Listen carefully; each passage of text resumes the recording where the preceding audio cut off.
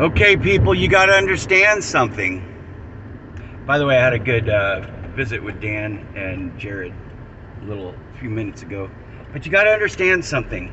In my last video, when I talk about elephants in the room and I bring up John Hilton III and his views on the cross, you got to understand something. I am not attacking him for thinking on the cross. That's not what I'm doing. I'm defending voices from the past that received revelation, and I know that because we believe they receive inspiration, revelation, that the Garden of Gethsemane was one of the big points of the atonement. I am not attacking John for having views on the cross.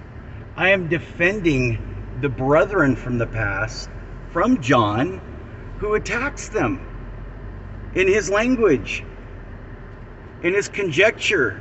And you alluded to this a little bit maybe with the crucifixion, but with this symbol of the cross specifically, how did it begin to fall out of favor to the extent, to the point we're at now? So in the 1950s, and this is so interesting because it's a journal entry. This is not a general conference talk, but David O. McKay wrote in his journal about receiving a call from the presiding bishop who says, there's a store in downtown Salt Lake. They're selling crosses. What do you think about this?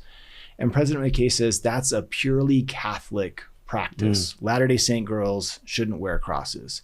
And that, even though it's not published, it's in a private journal entry, that attitude must have started to permeate out through other places. There's a handful, 3 or 4 times where you can find, and this is mostly in the 60s and 70s, someone saying something to the effect of, it's in poor taste for a Latter-day Saint to wear a cross. Joseph Fielding Smith said that. Bruce R. McConkie said that.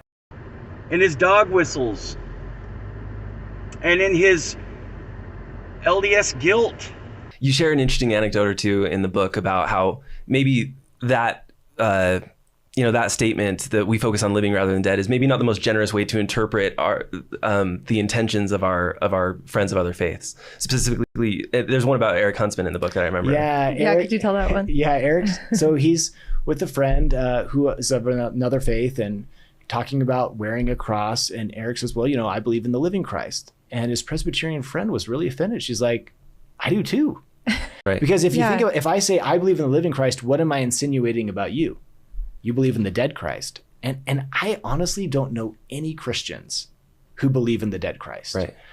So, that's kind of the whole thing of Christianity is you believe in the resurrected Savior. And so it can be, and Eric says, I'm paraphrasing a little bit, but he says something like, I was chastened by her remarks. We as Latter-day Saints don't like others to talk about us and kind of state our beliefs. So why should I do that to them? Right.